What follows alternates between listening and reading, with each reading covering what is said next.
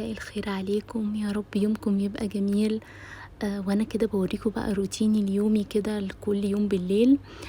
هقول لكم على 7 حاجات ساعدتني ان انا انام نوم عميق مرتاح بعد ما كنت بعاني من التوتر والقلق بالليل، يعني اثناء النوم. بعد ما عملت الحاجات دي بصراحة نومي اتحسن جدا، وبقيت اصحى مش تعبانة مش مصدعة مش جسمي مكسر. فعشان كده قلت افيدكم معايا لو حد بيعاني من الموضوع ده، هقول لكم الحاجات دي. زي ما انتوا شايفين انا جايه لكم وانا خلاص بشطب المطبخ، لان انا من الناس اللي ما بعرفش انام غير طبعا الا وتعبانه بصراحه. بس في العادي كل يوم لازم اعمل كل حاجه في المطبخ، انضفه، اغسل المواعين، اطلع الزباله، اكنس كل حاجه كل حاجه، ما اسيبش اي حاجه ما اتعملتش، خصوصا المطبخ. يعني البيت ممكن اسيب حاجات في البيت ما تتعملش مش مشكله، لكن المطبخ لازم يكون نضيف تماما. اول حاجه بقى هقول لكم عليها ساعدتني في نوم يعني كويس، ان تخلي ميعاد ثابت لنومك وصحيانك. يعني لازم يكون في ميعاد معين بتنامي فيه وتصحي فيه، لان ده بيساعد جدا ان الساعه البيولوجيه للجسم تتظبط، فبتصحي من غير ما تكوني بقى تعبانه ومصدعه وحاسه انك ما نمتيش كويس. فانا عشان اعمل الموضوع ده بحاول انام كل يوم في ميعاد ثابت على قد ما اقدر يعني، واظبط المنبه. طبعا انا كده كده بظبط المنبه على صلاه الفجر، وبعدين بعد كده انام واظبطه تاني مثلا على 9 10 حسب انا حاسه ان انا هنام قد ايه يعني. بس ده اقصى ميعاد ممكن اصحى فيه، ما اصحاش بعد كده. السبراي بتاع المطبخ ده بصراحة أول مرة أجربه، حلو جدا للدهون. يعني أي دهون بيدوبها على طول، يعني تسيبيه شوية بس على الدهون فهيدوبها. بس دلوقتي هتشوفي الحاجات مثلا لو في مثلا زي بقع السودا والحاجات المحروقة وكده، لا مش بيشيلها. فانتي لو عايزاه للدهون زي بصوا كده البقعة مش هيشيلها، فهجيب دلوقتي سلك كده واعمله. تاني حاجة بقى ابعدي عن الكافيين. لو انتي شخص بيحب النسكافيه او القهوة او اي حاجة فيها الكافيين يعني، ممكن تكوني فاكرة ان انا لا بشربهم وبنام كويس، عشان كنت فاكرة كده. بس اكتشفت ان الكافيين بيأثر على جودة النوم، تقريبا ممكن يكون بيأثر على العقل مثلا اثناء النوم، فما بتحسي ان انتي ما نمتيش كويس. فحاولي على قد ما تقدري يعني اخر حاجة تشربيها مثلا يكون قبل المغرب او العصر، عشان ما يأثرش عليكي اثناء النوم. تالت حاجة، خففي أكلك قبل النوم. يعني قبل النوم بساعتين تكوني مثلا أكلة وجبتك الأخيرة. حاولي ما تاكليش أي حاجة تقيلة كمان حتى في الوجبة دي، لأن فعلا والله الأكل فعلا بيأثر جدا على النوم. وغير ان انتي بتتعبي يعني، أي حد متهيألي بياكل أكلة تقيلة بالليل بيتعب بالليل ويفضل طول الليل عمال يتقلب ومش عارف ينام. فموضوع الأكل ده بيأثر جدا بجد. لازم يا جماعة يوميا نطلع الزبالة، ما ينفعش نسيبها في الحر ده حتى لو مش مليانة. يعني حتى لو مش مليانة لازم اخرجها، لان بجد بتعمل ريحة وحشة جدا لو سبتيها للصبح. بصوا بقى دي فكرة مش عارفة صراحة ناس كتير تعرفها ولا لأ، بما اني يعني شخص بينسى جدا. فعاملة البورد دي على التلاجة وبكتب فيها كل حاجة انا محتاجاها كده اول باول، لغاية ما يعني لغاية ما اجمع بقى كمية حاجات ان انا اقدر اجيبها مثلا من السوبر ماركت، فبتبقى سهلة جدا بالنسبة لي ان انا ارجع لها يعني. ما اعرفش بعد ما خلصت طقت في دماغي اعمل رز بلبن. يعني بصوا بقى يعني شغل جنان. لو انا روقت وخلصت المواعين وكل حاجه، ايه اللي اجيب لي نفسي وجع الدماغ ليه يعني؟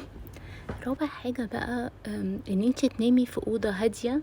انا عارفه طبعا الكلام ده ممكن يكون ناس كتير مش بتعمله، بس ان انت تنامي في اوضه هاديه ويكون درجه الحراره فيها من 18 ل 22، عشان كنت قريت قبل كده ان دي انسب درجه حراره لنوم عميق. يعني هي صعبة شوية الصراحة في الصيف، خصوصا لو انتي مش متوفر عندك تكييف مثلا. بس يعني ممكن نخليه 22 لو في تكييف. ولو ما فيش يعني مروحة برضو، متهيألي بالليل بيبقى الجو حلو إلى حد ما يعني. وحاولي ان انتي تنامي في أوضة هادية، ما يبقاش فيه صوت تلفزيون أو أصوات جنبك يعني عالية. هنا بقى خلصت اهو المطبخ وشطبت الدنيا الحمد لله، وكده ابتدي بقى أشوف نفسي.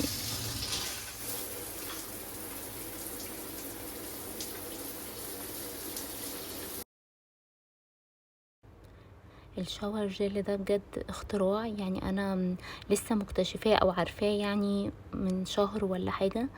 اولا سعره حلو جدا. الروائح اللي انا جربتها، يعني جربت 2 مثلا ريحتين كانوا حلوين جدا. بيرغي كويس، بينظف، ريحته ثابتة.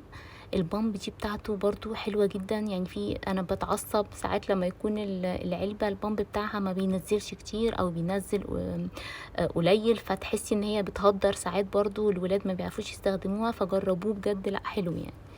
خامس حاجة بقى، اعملي روتين لنفسك كل يوم يكون ثابت، يعني كل يوم بتعملي نفس الحاجات دي بالليل، طبعا يكون روتين كده ليكي انت اكيد يعني.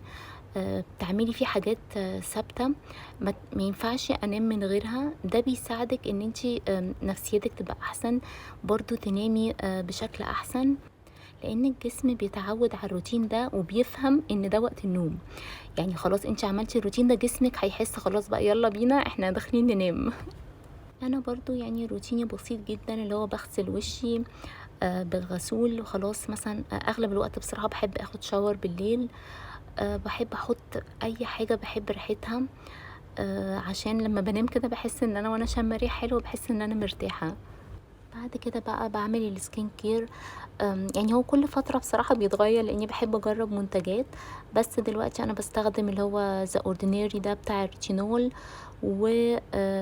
وبعديه بس هو ده بس، وبحط مرطب بس كده، هو ده الروتين بتاعي بالليل يعني للبشرة.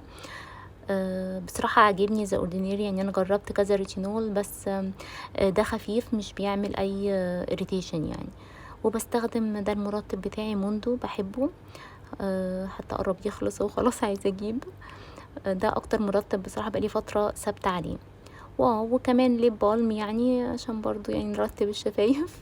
بس هو ده كده الروتين بتاعي.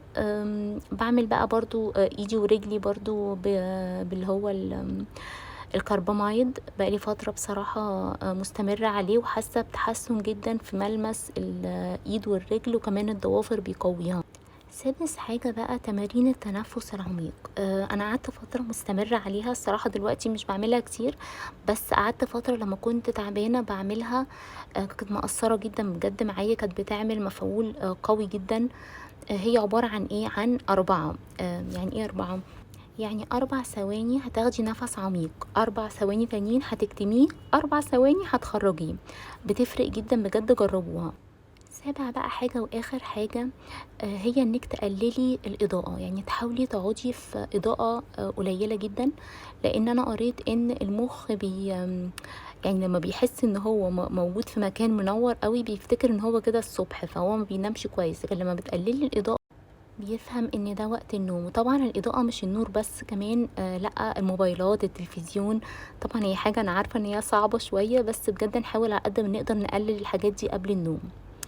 انا كده خلاص يومي خلص، بدخل بقى السرير وبقرا الاذكار، ودي تعتبر برضو من الروتين اللي بحاول اعمله، يعني مش هقول لكم ان انا ملتزمه بيها قوي، بس بحاول على قد ما اقدر ان انا ادخل وانا واعيه شويه وفايقه، عشان اقدر اقول اذكار النوم عشان انام كويس كده، بحس بجد بعدها ان انا نايمه نوم عميق، وبظبط المنبه على صلاه الفجر، وكده خلاص انت هتنامي بجد نوم عميق مرتاح لغايه الصبح.